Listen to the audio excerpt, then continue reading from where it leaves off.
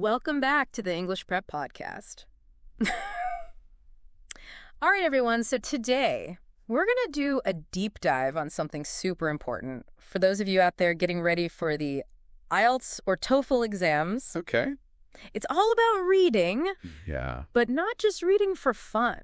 Right. We're talking about reading efficiently, under pressure. For sure. With a clock ticking down. Absolutely. It's a whole different ball game, isn't it? Totally. I mean, you got to know the words, of course. Yeah. But it's more than that. It's about processing everything quickly. Right. Really understanding it. Right. And doing it all within a time limit. And that's what makes these exams so challenging. Right. They really put your reading skills to the test. So true. Let's take the IELTS, for example. Yeah, IELTS. 3 long passages. Oh, yeah. A whole hour to work through it all. 60 minutes. Answer all those questions. That's a lot. It's a true test of your speed and your comprehension under that kind of pressure. And isn't the TOEFL kind of similar in that way? Very much so. Like, how's it structured? You'll probably see 3, Okay. maybe even 4 academic texts. Oh, wow. Each one around 700 words. I get it. And then, of course, you have your set of questions for each one. Right, of course. So you can't be too slow.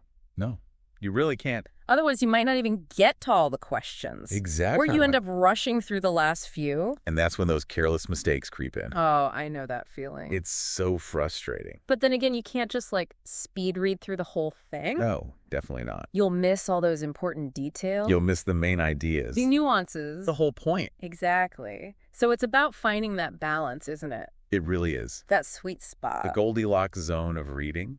I like that, the Goldilocks zone. Not too fast, not too slow. Right. Just right for understanding, Yeah. finishing on time. So that's what we're going to really dive into today. Let's do it. How to read quickly enough to get through everything, Okay. but also with that deep comprehension. Yes, because both are essential. So where do we even start with all of this? Well, a great place to start is with these 2 essential skills, Okay. skimming and scanning. Skimming and standing. Think of these as your navigation tools for any reading passage. I like that. They help you get a sense of the text, find what you need without reading every single word. Okay, that makes sense, especially when you're under pressure. Exactly. So skimming, I guess that's about getting the big picture right. It is. The main ideas. The main ideas. Without getting bogged down in all the tiny details. Right. So what kind of things should we focus on when we're skimming? Well, first, Okay. the title of the passage It makes sense. and any headings or subheadings. Right. They often give you a good idea of what's coming. They do. They're like a roadmap A roadmap. to guide you through the content. I like that analogy. And then Yeah. pay attention to the first sentence of each paragraph. Okay. Often that's where the key point is. That's interesting. Like a little summary of what that paragraph is going to talk about. Yeah. And then keep your eyes peeled for any keywords or terms that pop up repeatedly. Okay, so words that seem important. Important words. Yeah. Words that the author wants to emphasize. Exactly. Those are the ones you want to notice. And the beauty of skimming yeah. is you don't have to understand every single word at this stage, right? Not at all. It's more about the flow, Right. the general topics. Getting a sense of the landscape I like that. before you zoom in on the details. So it's like looking at a map from above Exactly. before you start navigating the streets. You got it. I'm getting it. I'm getting it. And then we have scanning, Scanning. which sounds more like I'm searching for something very specific. You are a detective. You are a detective. Hunting for clues. Looking for those specific pieces of information. Right, certain keywords. Exactly. And this is super helpful when the questions are about facts Oh, okay. or details. So like if a question asks for a specific date or the name of a researcher mentioned, Perfect example. I'd use scanning to find that quickly Absolutely. instead of rereading the whole thing. It's all about efficiency. Right, and like any skill, Yes. practice makes perfect. Practice is key. Train your eyes to spot those names, Names. numbers, Natures. dates. Any kind of unique vocabulary. Yes, anything that jumps out at you. The more you practice, the faster you become. Absolutely, it becomes second nature. So do you have like a quick little exercise our listeners could try Oh, sure. to kind of get the hang of skimming and scanning? Yeah, find any article online, something that interests you a little bit, Okay. maybe a news story or a blog post, Got it. and give yourself just 30 seconds to skim through it. 30 seconds is not a lot of time. It's a quick overview, Okay. and then after those 30 seconds, try to write down one sentence Okay. that summarizes the main idea. Just one sentence. One sentence to capture the essence. I like it. And then pick a specific detail. Like a country or a month mentioned. Uh-huh. and scan the article to find it. So one's about the big picture, Yeah. and one's about zeroing in. Exactly. That's really helpful. I think I'm going to try that myself. Now, another thing I've heard is that looking at the questions before you even read the passage Oh, yes. can really help. It's a game changer. How does that work? It gives your reading purpose. Okay. You know what you're looking for. Right. So you can focus your energy. So, like, if I see a question about a specific experiment, Yes. as I'm skimming or scanning, Mm-hmm. my mind will be primed to look for those keywords. Exactly. Keywords related to experiments. Or research procedure. Yes, like you're giving your brain a search term. That's a good way to put it. It helps you avoid aimless reading. Yeah, you're not just wandering around in the text. Exactly. You know where you need to go. And I think I read somewhere that in the IELTS specifically, Yes. the questions often follow the order of the passage. Often they do, yes. Is that something test takers can use to their advantage? Absolutely. So if I find the answer to question 1 Yeah, in a certain part of the passage, I have a good idea where to look for question 2. precisely. It makes your scanning even more targeted. Wow, that's a great tip for anyone prepping for IELTS. Okay, so we've talked about skimming, scanning, previewing the questions. What's next? Well, now it's about understanding the difference between reading for pleasure Okay. and reading under exam conditions. Right, because those are two totally different things. Oh, they are? So how do we practice for that exam pressure? Timed practice. Timed practice. That's the key. Makes sense, but it's so much harder It is. when you know the clock is ticking. It adds a whole other layer of stress. So how should we approach these timed practices? Set a timer Okay. for a specific amount of time. Like how long? Maybe start with 20 minutes for a passage. 20 minutes. Okay. Here's the important part. Yeah. Stick to that time limit. Even if I'm not finished? Even if you're not finished. That's tough. It is, but it gets you used to the pressure. Okay. And as you get more comfortable, Yeah. start reducing the time Okay. until you're matching the actual exam time limits. So it's not just about reading faster. No. It's about managing that time pressure. It's a mental game as much as anything. Right, because in the real test, you can't just say, oh, can I have 5 more minutes? No, you got to work with what you got. So timed practice helps us build that stamina. Yes, it trains you to be efficient. Okay, I'm convinced. Now, here's something I think a lot of learners struggle with, myself included, that urge to understand every single word. Oh, I know that urge. Like every single word on the page. It's so tempting. Especially for us intermediate learners. It's understandable. But it slows us down so much. Right. It really does. What's the secret? The secret is Yeah. you don't need to understand every single word. Really? It's true. You're giving me permission to skip words. I am. This is life-changing. Focus on the overall meaning. Okay, the big picture. The meaning of the paragraph. Not a word-for-word translation. Exactly. So if I see a word I don't know, Yeah. unless it's super important for a question, Right. I can try to guess the meaning from context. Yes. Use the surrounding words. Or even skip it entirely. If it doesn't seem crucial. Wow, that's freeing. It is. Because sometimes I get so stuck on one word, I know it happens. and I lose the whole flow of the paragraph. And that's what we want to avoid. Right, keep moving. Keep moving and understanding. Okay, so this takes practice, It does.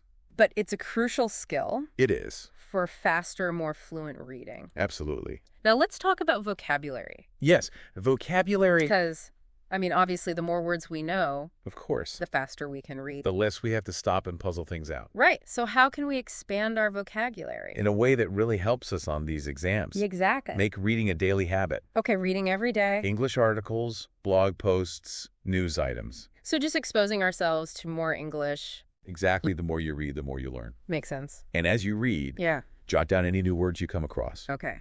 Aim for 5 to 10 new words every day. 5 to 10, that's a good number. It's manageable. And then how do we actually learn them? Flashcards are great. Flashcards, yeah. Or apps like Quizlet or Anki. Those are really helpful. They help you review and memorize. Repetition is key. It is. Should we always go straight to the dictionary Not necessarily. when we see a new word? Try to guess the meaning first. From the context. Yes. So engage our brains a little bit. Exactly. Make it an active process. Okay, and then check the dictionary to see if we were right. To confirm your guess, That makes sense. it helps you remember the word better. So reading, widely building our vocabulary, Two sides of the same coin essential for faster reading. that go hand in hand. Now let's talk about how we actually approach the text itself. You mentioned reading with a purpose. Yes, reading with a purpose. What does that mean exactly? It means being an active reader. Not just passively letting our eyes skim over the words. Exactly. You're engaging with the material. Okay, with a goal in mind. With a goal or a question. So what are some examples of purposes we might have Well, when we're tackling an exam passage? your purpose could be to find the answer to a specific question.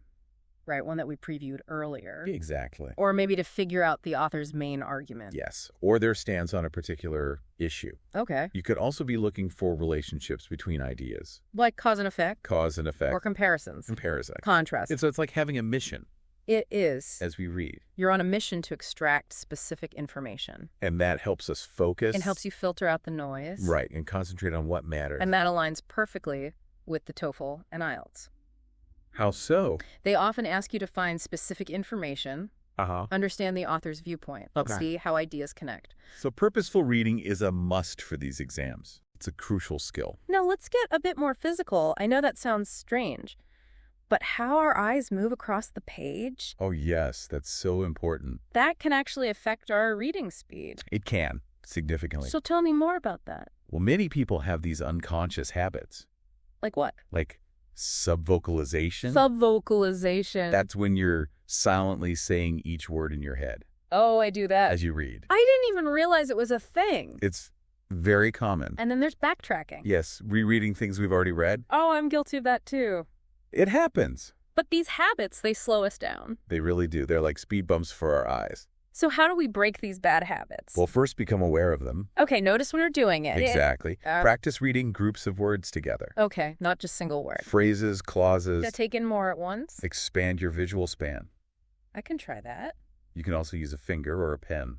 As a guide. Yes, to lead your eye. Keep them moving smoothly. Smoothly and at a slightly faster pace. Almost like training wheels for our eyes. I like that analogy. And then there's something called a pacer? Yes, a pacer. What's that? It could be a metronome app Okay. or a timer Okay. set at a gradually increasing speed. To train our eyes to move faster. Yes, but remember, Don't sacrifice comprehension. comprehension is still key. It's about finding that balance again. Always that balance. All right, so we've been practicing our reading. Maybe we've even made some mistakes on the questions. What's the best way to review those mistakes? To really learn from them. And improve. Yes, review is essential. So what should we do? Check your answers right away. Okay, don't wait. Don't procrastinate. Get it over with. And don't just focus on what you got wrong. There's more to it. There is. What else? Dig deeper. Okay. Figure out why you made the mistake. That makes sense. Ask yourself, did I misread the question? Okay. Did I miss a detail in the passage? Mm-hmm. Did I misunderstand a word? Or of a phrase. Or a phrase? Or did I make the wrong inference? Based on the information given. So many ways to go wrong. It happens. But by analyzing our mistakes We learn from them. and avoid repeating them. Exactly. Some people like to keep a mistake journal Oh, that's a great idea. to track those patterns See where you're consistently struggling. so we can focus our practice. Precisely target your weaknesses. Much more effective than just doing endless practice tests. Without understanding the why behind your mistakes. Right, because we want to improve, We want to get better. not just keep making the same errors. That's the goal. Okay, last but not least, the materials we use for practice. Ah, yes, materials matter. They must play a big role. They do. So what should we be reading? To really get ready for the IELTS or TOEFL, Exactly. use materials that are similar to the actual tests. Okay, in terms of Style, format. difficulty level. So not just any English textbook. General English textbooks can be helpful. For vocab and grammar. Yes, but they don't always match the exam style.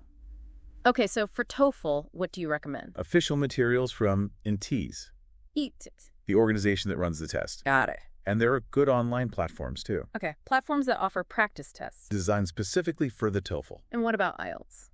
For IELTS, Yeah? the Cambridge IELTS books are excellent. The Cambridge IELTS books. They have authentic past papers. Wow, so you get a real feel for the exam. You do, and there are websites, too, With practice questions. modeled after the real IELTS reading test. So practicing with these kinds of authentic materials. It gets you familiar with the structure, the types of questions, The difficulty level. so you're not surprised on exam day. You're prepared. Exactly. So to sum it all up, Improving our reading speed for these exams Yes. without sacrificing accuracy That's the goal. is definitely achievable, It is. especially for us intermediate learners. You can do it. It's a combination of strategies, vocabulary, and consistent timed practice. Practice.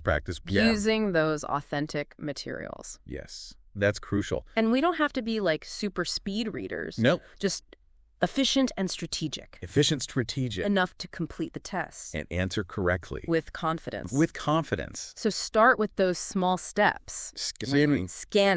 Previewing questions. Using a timer. Gradually build up your skills. And I really believe with consistent effort over a few weeks, you'll see those improvements. You will. In your test scores. And your confidence. And your overall confidence in English. Absolutely. So keep practicing. And good luck on your exams. Good luck.